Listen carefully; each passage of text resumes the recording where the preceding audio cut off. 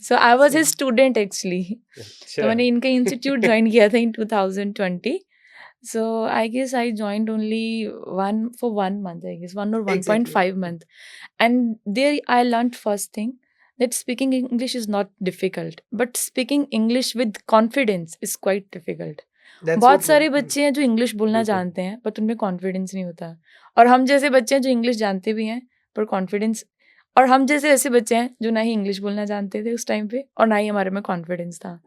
तो जो सर का वे ऑफ टीचिंग था वो ऐसा था कि वो पहले कॉन्फिडेंस बिल्ड करते हैं इंग्लिश सिखाने से पहले, ट्रूली। बहुत इम्पोर्टेंट है। हाँ, तो वो पहले इंग्लिश नहीं सिखाते थे, वो पहले कॉन्फिडेंस बिल्ड, अभी भी सर का सेम वे ऑफ टीचिंग है, वो पहले कॉन्फिडेंस बिल्ड करते हैं।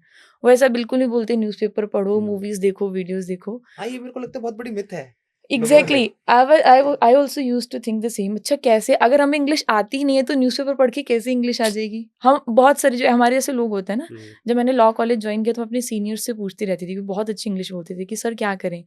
तो सीनियर्स यही बोलते हैं, न्यूज़पेपर पढ़ो, बुक्स पढ़ो, लॉ की बुक्स पढ़ो, 5 तरीके के देखो। न्यूज़पेपर पढ़ो, मूवीज़ देखो। तो मैंने उनको बोला कि हिंदी का न्यूज़पेपर पढ़ने का मन नहीं करता, 5 तरीके के न्यूज़पेपर को एक दिन में कैसे पढ़ सकता सही है? बात ये है। बात भी सही है। और And जिसका इंटरेस्ट ही नहीं हो न्यूज़पेपर पढ़ने में, वो क्या एग्जैक्टली, करे? एंड सर वाज लाइक, आप कैसे इंग्लिश बोलो? आप एक पेन को देखो और उस पे इंग्लिश बोलो, अपने सराउंडिंग को देखो, उस पे इंग्लिश बोलो। एक दिस टॉपिक होता है, बड़ा दिस और दैट बड़ा कॉमन सा टॉपिक है, जी। लोग बहुत बोलते हैं। सर इतने आराम से पढ़ाते हैं, सिर्फ इतना बोलो, this is a pen, that is a pen. ऐसे सर का इंग्लिश का जो वे ऑफ, मेरे मतलब फर्स्ट और सेकंड डे में मुझे लगा नहीं मुझे आ सकती है। फिर इंग्लिश में सोचो, फिर घर जाके मैं इंग्लिश में सोचती थी, कैसे कैसे कोई भी चीज़ दिख रही है उसमें इंग्लिश ढूंढो। अच्छा फ़ोन दिख रहा है, अच्छा वो सामने फ़ोन है, चलो फ़ोन पे कुछ इंग्लिश में बोलो, ठीक है। किसी से पूछना है हाउ आर यू, ये सब बोलो। और अगर आप कहीं भी किसी भी इंस्टीट्यूट में जाओगे, मैंने 1-2 इंस्टीट्यूट पहले भी जॉइन किए थे, वो कहाँ से स्टार्ट करते हैं? वो बोलते हैं चलिए आज पढ़ते हैं प्रेजेंट इंडेफिनिट टेंस।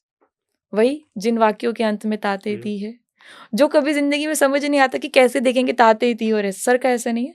सर का सिंपल मीनिंग है, प्रेजेंट में जाती है तो गोस, गई थी और तो one more went. Thing, tenses simple way. सीख करना कभी भी इंग्लिश नहीं आती है। एग्जैक्टली। आजकल लोगों Agree. का ना बहुत बड़ा मिथ है, सर हमें टेंसेस नहीं आते हैं। उनको लगता है टेंसेस सीख गए तो इंग्लिश आ गई। ऐसे बहुत सारे लोग हैं जिन्हें टेंसेस बहुत बार पढ़ा चुके हैं टीचर्स उनके स्कूल टाइम में, और वो बहुत बार टेंसेस सीख भी चुके हैं। इंग्लिश टेंसेस वो बहुत बार सीख भी चुके हैं स्कूल टाइम में, लेकिन वो इंग्लिश नहीं बोल पाते हैं अभी भी। And they are 20+, 30+।